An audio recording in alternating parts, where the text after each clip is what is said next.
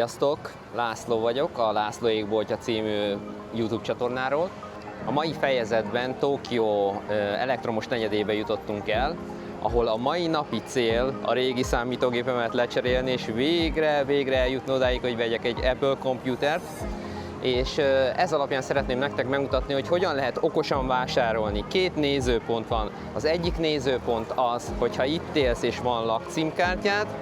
Ugyebár én itt 20 éve élek, de van olyan lehetőség is, hogy például munkára vagy itt iskolába jársz, és van lakcímkártyád, előnyösebben tudjál vásárolni elektronikai cuccokat.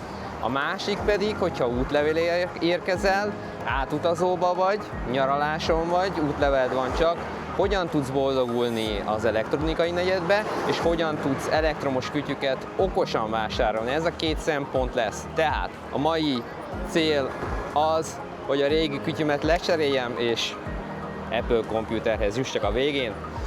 Gyertek velem! Van egy üzlet, ahova el fogunk menni, ahol az elektromos kütyüiteket el tudjátok adni. Gyertek velem!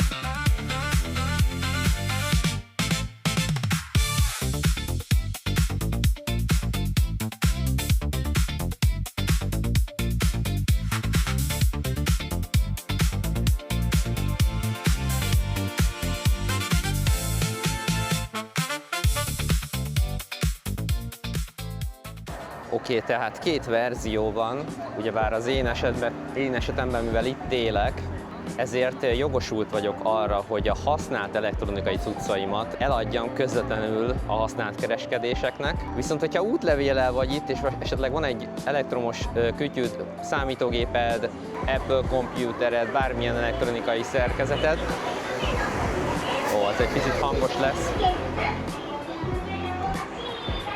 akkor ezeket a használt cuccokat útlevéllel nem tudod eladni.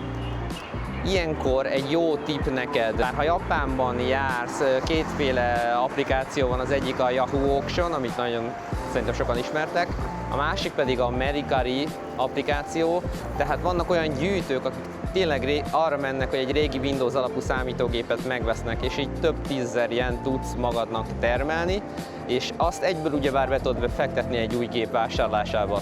Ha útlevéllel vásárolsz használt cikket, akkor az adómentesség ugyebár nem játszik, mivel használt a cucc. Viszont ha új dolgot veszel, és útlevéllel vagy itt, akkor viszont nagyon nyerő állapotban vagy, ugyanis a Japánban az adó 10%-át egyből le is vonják neked. Ha viszont itt úgy élsz, mint én, akkor viszont a másik, ami neked jól fog jönni, az az, hogy ha a lakcímkártyádat bemutatod, használt cuccot gördülékenyen el tudsz egyből adni, semmiféle komplikáció nem lesz. Az én esetemben most ez a cél, hogy a használt komputeremet, illetve egy használt okostelefont adjak el, és azt egyből be is fektessem egy új Apple komputernek a vásárlásához. Az elektronikai negyedről azt kell tudni, hogy ez régen a II. Világháború idején kialakult terület, ami eredetileg fekete piac volt, illegális dolgokat árultak, amit külföldről hoztak be, ez mára már teljesen kinőtte magát, és minden legális, és ugyebár az elektronikai guruknak lett a helye. Itt megtalálsz mindent, a számítógéptől kezdve az old school retro játékokon keresztül, a figurákon keresztül mindent. A figurákról és a kártyákról azt kell tudni, hogy például nagyon sokan csinálják azt, hogy a japán kirándulások részén Pokémon kártyákat és egyéb dolgokat vásárolnak föl, majd azt utána, ha visszamennek a saját országba, drágán eladják. Hogyha itt jársz, ugyebár ez nem egy tutoriál videó, ha itt jársz és tényleg érdekel a dolog, akkor a random helyek a legjobbak. A random helyekre bemész és érdeklődsz a kártyák után. Mint ahogy itt is látod, ha bemész, ez egyébként tele van animékkel. Kincseket lehet találni, tényleg, amit a japánoknak már tényleg szemét, az neked egy kincs Európában. És van olyan is, aki a japán kirándulása során ezekből a Pokémon kártyákból tulajdonképpen már visszaszerzi az egész útjának a költségét. Nagyon-nagyon régen voltam itt, de itt ismerek egy helyet. A hely neve japánul Jampara. Mindjárt mutatom nektek az üzletet. Ez egy teljesen legális, nagyon megbízható hely. Sokkal többet adnak a számítógépeidért, illetve a okostelefonjaidért, mint hogyha például egy home centerbe vagy átlagos asztalkereskedésbe adnád át. Ez a neve, hogy Jampara. Tehát megérkeztünk az üzlet elé, ugyebár itt visszatérve megint a videó témájához, 2 lehetőséghez. Ha van lakcímkártyád, illetve hogyha nincs és itt élsz. Ha van lakcímkártyád, mindenféle elektronikai dolgot a telefontól kezdve a számítógépen keresztül, mindent teljesen gördülékenyen le tudsz adni, egyből kifizetek neked a készpénzt, amivel majd később tudunk gazdálkodni. Ha turista vagy, és nincsen lakcímkártyád, akkor sajnos ebbe az üzletbe közvetlenül nem tudsz eladni elektronikai dolgokat. Ilyenkor a barátod az interneten a Mercari applikáció, illetve a Yahoo Auction, amivel sokkal jobban jársz, mint otthon Magyarországon vagy Európában, mivel itt Japánban vannak gyűjtők, akik direkt az ilyen régi dolgokra mennek rá, és tényleg néha több 10 000, van amikor több 100 000 jent is ajánlhatnak neked a régi kompjúteredért. Oké, menjünk be, és nézzük meg, hogy mennyit kapunk-e a régi számítógépemért, ami egy Windows alapon, egy Windows 11-es alapon működik. Ez egy régi Dell Inspiron modell. Megnézzük, hogy mennyit kapunk érte, gyertek velem! Ciao.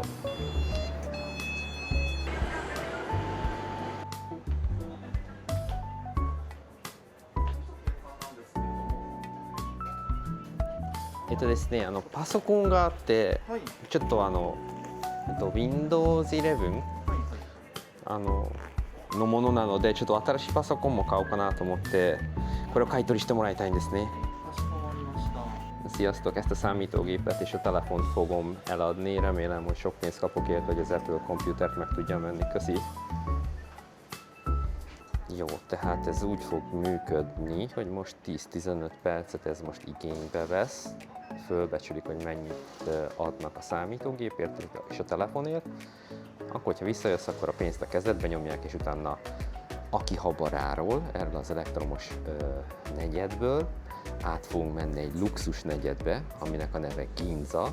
Ginzán van az egyik legrégebbi Apple szaküzlet, ami szintén nagyon-nagyon modern Apple üzlet, amit majd a videóban meg fogok nektek mutatni, és ott is, hogyha minden rendben megy, akkor veszünk egy új MacBook Pro-t. Ja, mata modorimasu, yoroshiku onegaishimasu. A bírálás egy picivel hosszabb ideig fog tartani, mivel ebbe a régi gépbe csak egy 4 GB-os memória kártya van, tehát még átfuttatják rajta a programot, az legalább 1 órát fog igénybe venni, addig itt Akihabarán megpróbálok én is keresni esetleg valami Pokémon kártyát, amivel megkeressük a MacBook Air-nek az árát. Az a baj, hogy itt a főutcán, hogyha mész, itt olyan üzletek vannak, ahol a turistákat, ugyebár nem akarok csúnyát mondani, de egy picit azért így megvezetik és drágább árakon adnak dolgokat. Valami olyan hely kéne, ami ilyen kis pici sikátorban van, és na itt most pont zöld lett, ide menjünk át, és abba szembe lévő kis utcába megyünk, és keresünk olyan üzleteket, ahol esetleg lehet venni ilyen Pokémon kártyát, bár mondom, hogy én ez nem értek, de hát ha szerencsém lesz. Na, nézzétek ebbe az üzletbe, One Piece, nézzétek, csak egy ilyen figuráért 2500 yen, amit most, hogyha 2-vel szorozunk magyar forintba, 5000 forintért kapsz egy ekkora Son Goku figurát, szerintem nagyon olcsó. Ezt, ha most itt megveszed 5000 forintért, magyarul 2500 yenért, szerintem már nyertél rajta. Japánul beszélj nekem, ne kínai jól légy.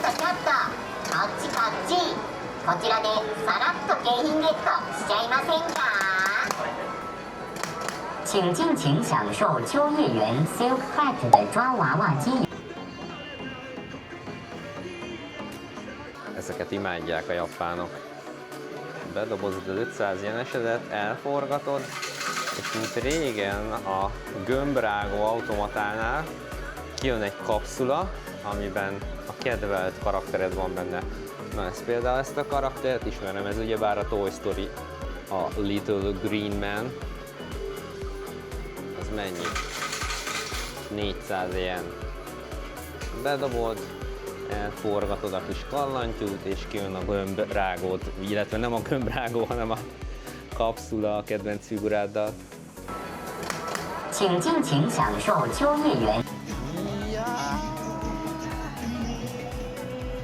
Pokémon kártya, 5 darabban menne, 2500 yen. Ó, ez nem is olyan sok érte.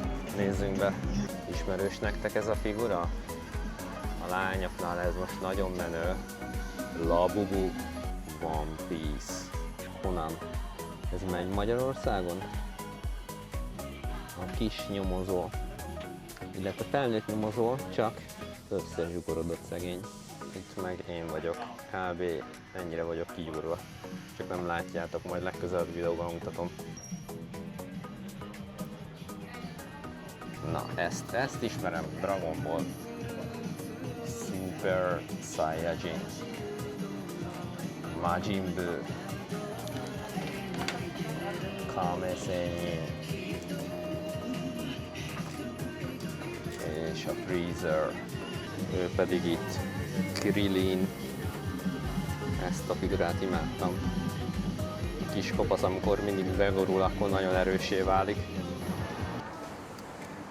Itt ennél az üzletnél régi digitális fényképezőgépeket, illetve régi kamerákat árulnak. Úristen, emlékszem még régen a táncos társaimmal jártunk Akihabarán, és megvettük az első digitális fényképezőgépünket. Visszatérve, csak hogy most már vigyorogjak egy picit, mert az előző nagy lányos zavaromba össze-vissza beszéltem.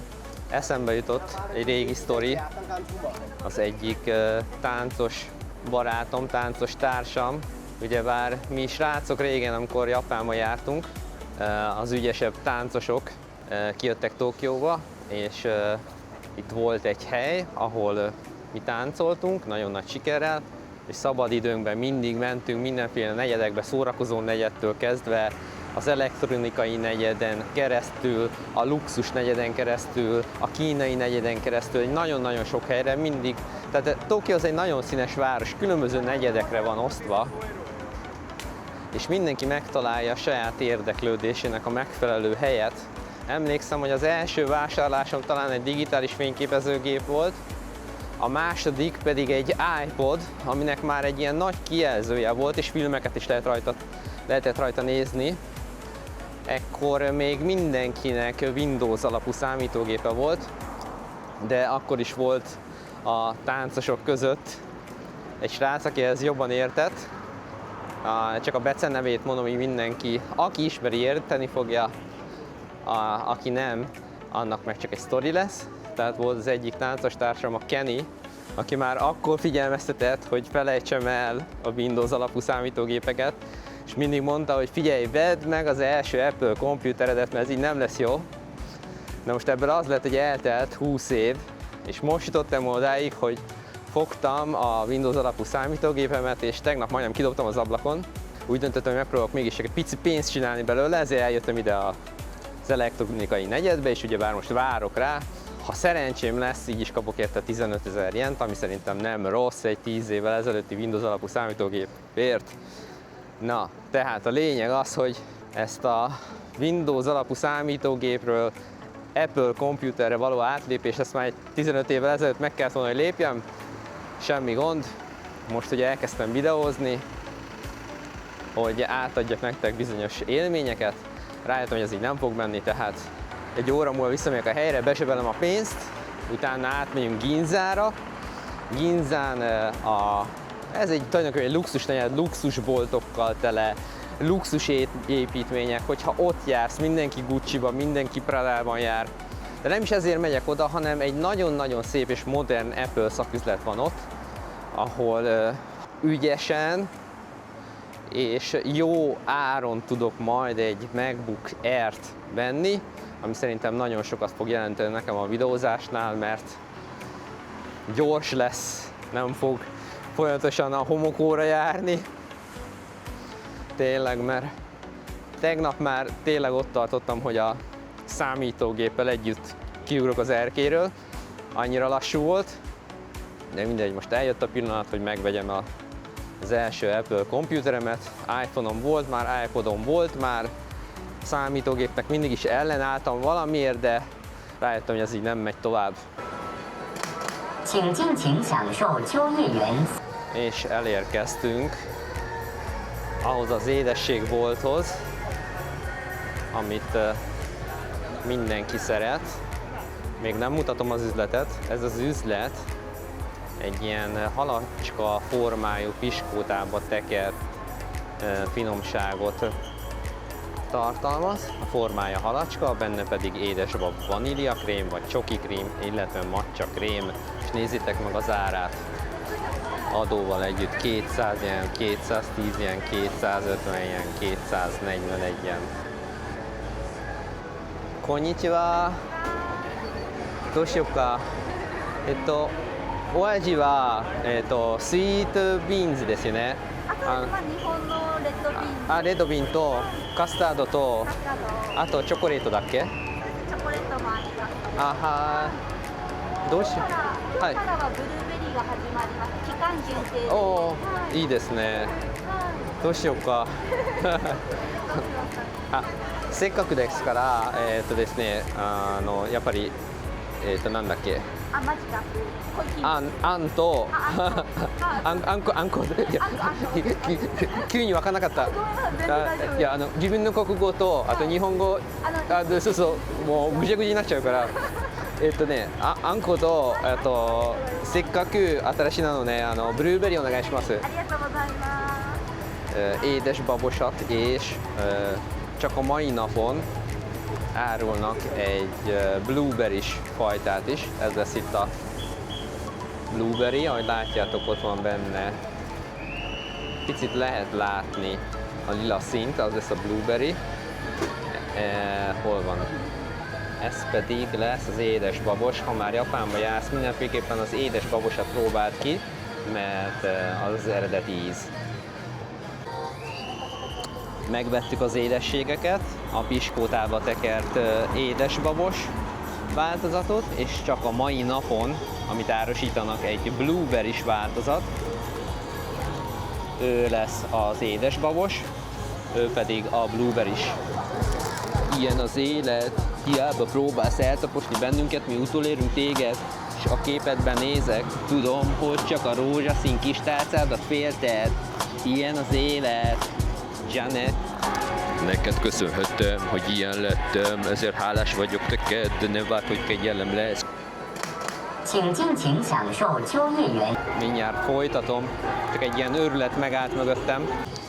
Tehát visszatérve az édességhez, maga az édesség alakja, ahogy látjátok, egy halacska, és akkor ez van megtöltve különböző édességekkel. Ez lesz a blueberry-s. Finom, puha, lágy piskóta, blueberry-s ízzel. Ez nem lekvár, ami benne van, hanem inkább egy ilyen krémes, pudingos dolog, gyümölcsdarabkákkal. Maga a piskóta tészta. Picit ilyen nyúlós maga az állaga.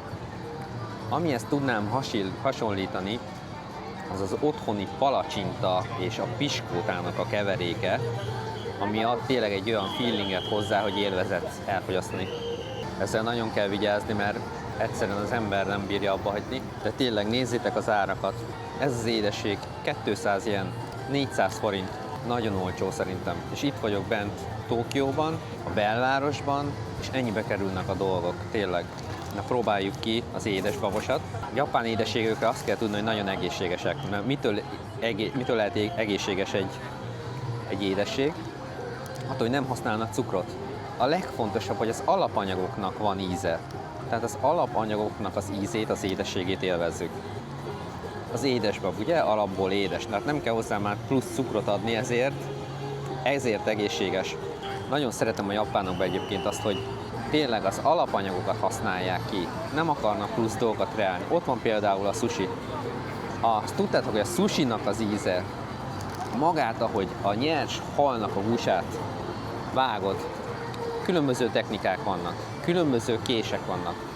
Hogyha más késsel vágsz föl egy nyers halat, másfajta vastagságban, másfajta technikával, magának az alapanyagnak más íze van. Hogy miért? Azért, mert magához a nyelvethez, amikor érintkezik, olyan recéi vannak, olyan állaga, olyan kontextusa magának az alapanyagnak, más ízt érzel. Én például, amikor először Japánba jöttem, szerettem volna venni egy üdítőt. Ugyebár otthon mit veszel? Veszel egy Nesteát.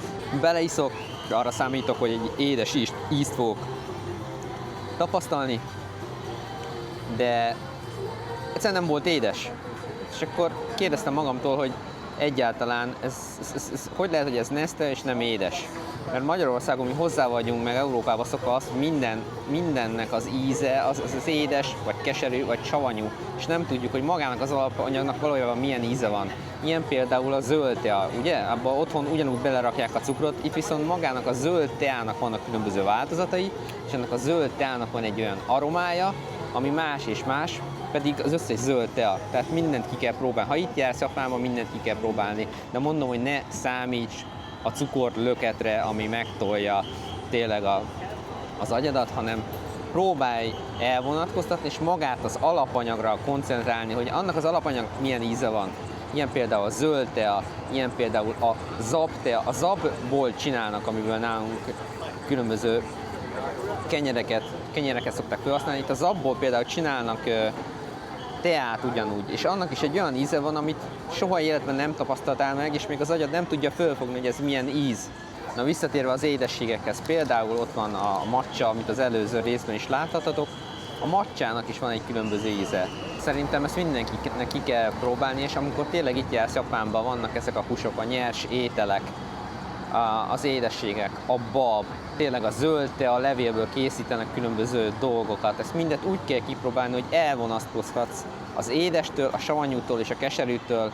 Ezek az alapízek, amiket te érzel, viszont itt vannak olyan ízek, amiket még nem fedeztél fel, amit még nem fog fel az agyad. Például, amikor itt voltam én először Japánba, sok mindent megkóstoltam, és azt mondtam, hogy ennek nincsen íze. Mert vágytam a sósra, vágytam az édesre. Itt más ízek vannak. Ezeket az ízeket föl kell, hogy fogjad el. Ez kell azért egy pár nap, vagy esetleg egy pár hét, mire értelmezni tudod őket. Jól van, ahogy látom, letelt az 1 óra.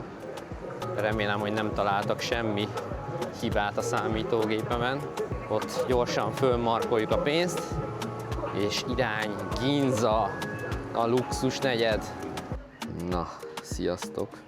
Megkaptuk a pénzt a régi számítógépért. Meg is érkeztünk Ginzára. Itt, ahogy látjátok, az előző helytől eltérően már a tisztaság, a nyugodtság és a gazdagság árad magából a helyből. Már nem az a kis nyüzsgős kacatokkal teli rész, hanem lehet érezni a színvonalat. Az üzletek már egy kicsit más jellegűek, ahogy látjátok. Túloldalt van a Fendi szaküzlet, aki ért hozzá és tudja, hogy mik a drága márkák, azt tudja. Most a Fendiben nem is megyünk át. A túloldalt található a Tiffany-nak a fő szaküzlete Ginzán, ahogy látjátok, nem is üzlet ez tulajdonképpen, hanem egy building. A levegő olyan, amit itt beszívunk, mint egy jó Chanel parfüm. Jól van, ahogy látjátok, tisztaság van, csend, itt az üzleteknek a berendezése, a maga formája is egész más. És most, hogy itt vagyunk, menjünk is az Apple Store-ba. Sasaki. Ugye itt az üzletek nem is helységek, mint ahogy látjátok, hanem Sony-nak a buildingje is éppen előttünk van. Nem egy szaküzlet, hanem egy egész épület. Egy felhőkarcolónyi. És és meg is érkezünk ide. Ha beírjátok, hogy Ginza, akkor ez az épület lesz, ami nálatok egyből meg fog jelenni a képernyőn. Ugyebár ez a Seiko-nak a szaküzlete volt régen. Most éppen harangoznak, 5 óra van. Túloldalt lehet látni egy hirdetést. Vissza a Sony szaküzlet. Túloldalt a Suntory whisky. AO. Ez egy nagyon finom japán whisky márka. Wow, ezt nézzétek, ezt a kirakatot. Maga a kirakatban monumentális teknősök, bálnák és fókák láthatók. Ez egy ékszerüzlet, egy hétköznapi ékszerüzlet. Grand Seiko Flagship Boutique Ginza. Sok ilyen hirdetés van, hogy magát egy egész kamiont kibérelnek, amin egy plakát van, így nem egy hely van a plakát, hanem az egész járost várja, és mindenhol eljut annak az üzletnek a reklámja. Ez a megoldás itt. Azt hiszem, hogy ebben az irányban volt a Apple-nek a szaküzlete. Találtam egy autót, valakinek ismerős.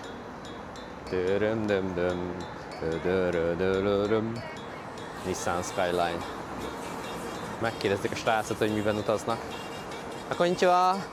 動画撮っていいですか? 大丈夫。2人でもうちょっと大丈夫? 動画。こんにちは。ですね、お兄さんのところのこの素晴らしいスカイラインのところちょっと泊まったんですけれども、どういうことをしてますか? いやー素晴らしい。で、なんかいくらになるんですかね?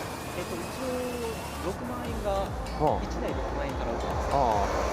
6万円の中に何が入ってますか？ 6万円の中にドライバーの運転費用と、はい、あとは高速のはいはい、あと車を動かすガソリン代。なるほど。で、どれほどの期間で何時間ぐらい乗れるんですかね？ 4時間ぐらい。4時間で6万円で、高速道路と、そのミーティング入って、でもちろんそのなんていうかそのパーキングエリアでこの車じゃなくていろんな車が見られて、でちなみにその6万円は1人？なるほど。じゃあそういうことですね。じゃあ素晴らしいですね。この車を4人乗りなので、そうすれば後ろ3人、前1人？そっか。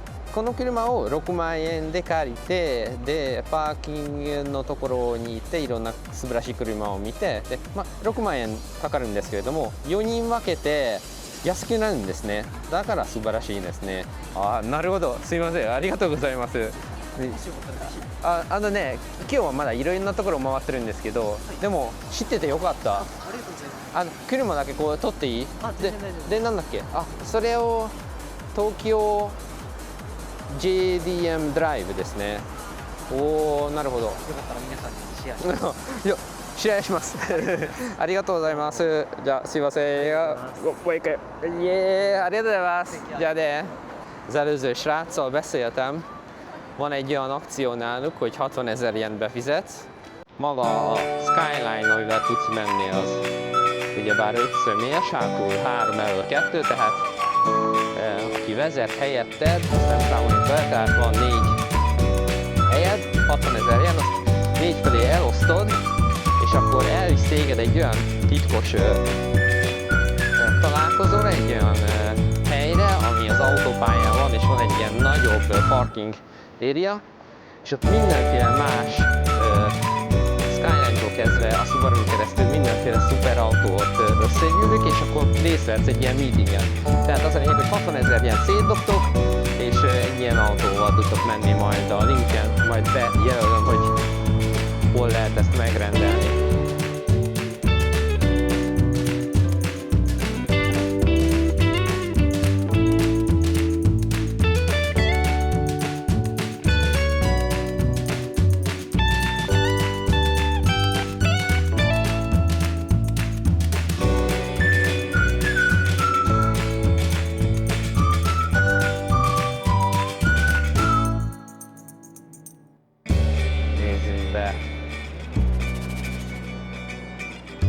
ちは。すいません、動画撮ってるんですけど大丈夫ですか？やめた方がいいですか？あ、ダメ。あ、オッケー。